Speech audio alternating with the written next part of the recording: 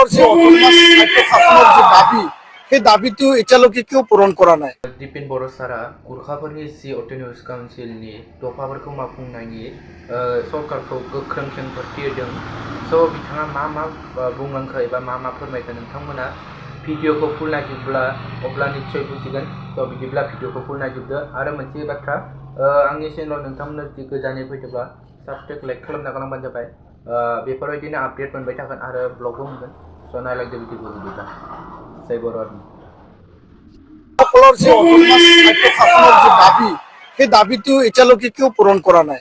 মই এই মঞ্চৰ পৰা দাবী জনাব বিচাৰিছোঁ, আহ্বান জনাব বিচাৰিছোঁ অসমৰ মাননীয় মুখ্যমন্ত্ৰী ডক্টৰ হিমন্ত বিশ্ব শৰ্মালৈ যে অতি শীঘ্ৰে নিৰ্বাচনৰ আগে গোৰ্খাসকলৰ যি অটোনমাস কাউন্সিলৰ যি দাবী সেইটো ন্যায্যতা সহকাৰে তেখেতসকলক প্ৰদান কৰক, সেইটোৱে মোৰ দাবী জনাইছোঁ। আৰু গোৰ্খাসকলৰ যি এটা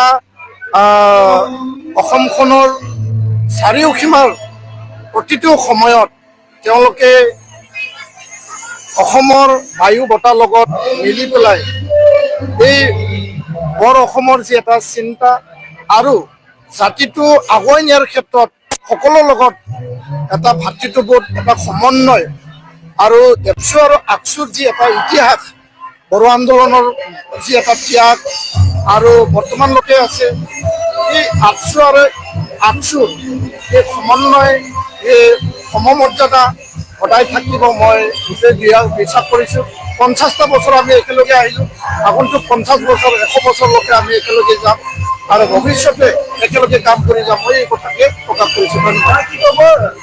নাই, সকলো জনগোষ্ঠীৰ যিখিনি দাবী এই দাবীসমূহ চৰকাৰে আলাপ আলোচনাৰ মাজেদি কোনটো নিয়মৰ মাজেদি সংবিধানৰ কোনটো ব্যৱস্থাৰ মাজেদি সমাধান কৰিব পৰা যায় আৰু এই দাবীটো প্ৰতি চৰকাৰে আলাপ আলোচনা কৰিব লাগে।